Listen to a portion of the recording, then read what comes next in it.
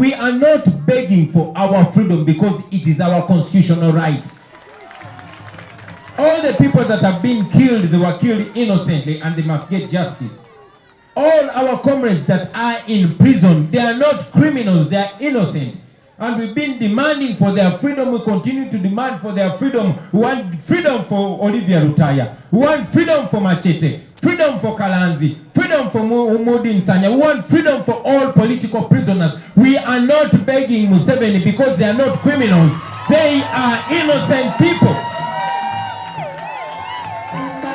So, to you, Mr. Balam, and all those sycophants of Museven, Museven is not God. Museven is not the law.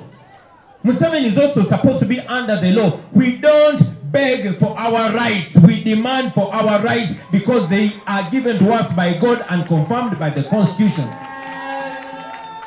Mamulabye omusajja gwe bajje Masaka n'ayambala beret zaffe najja yefudde mbu atwogerera mbu yeegayirira Museven ate baganda baffe bwe yakwata olw'okuba tebamuwagira. Tetukusaba mwami Museven kututa, olina okuta baganda baffe kubanga tewali musango. Ate tokomawo tolina kuddamu okukwata abantu nga tebalina musango. This is the reason why we petitioned all legal platforms in the world, including the International Criminal Court. And yes, Museven is feeling the pressure. And we know our people are going to be released because Museven has his feet on fire. We are not begging for our freedom. We are demanding for our freedom. Tetusaba mbu mutuyambo tebaganda baffe. Ta bana Uganda abo bewakwata bosibye ebbanga erisuka emyaka nga tebalina musango. Ekirala toddamu kukwata abantu nga tebalina musango. Amateeka bwe bagabawe gali gakole. Abantu mubakutte mubasibye temubawozesa kubanga mwagala otutiisatiisa mwagala tukakkane Museven tetugenda kutya. Tetugenda kutya, tetukuwagira, ate gwe si musango okuba nti tukuwagira. Twagala nkyukakyuka era si musango nti twagala enkyukakyuka. N'olw'ensonga eyo, mwami Museven twamutwala mu makooti ag'ensi yonna olw'ebyo ebikolobero byakola.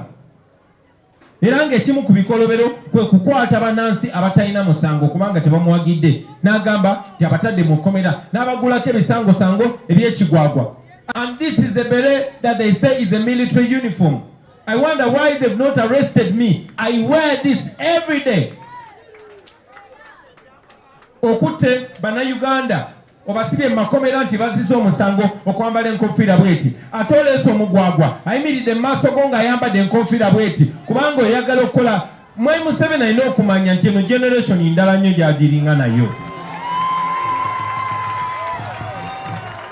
So we want freedom for all political prisoners. We want freedom for Olivia Rutaya, and we want it now. We want freedom for all political prisoners, and we want it now. We are not going to beg you, Museven, or whoever you work with. We want our freedom now.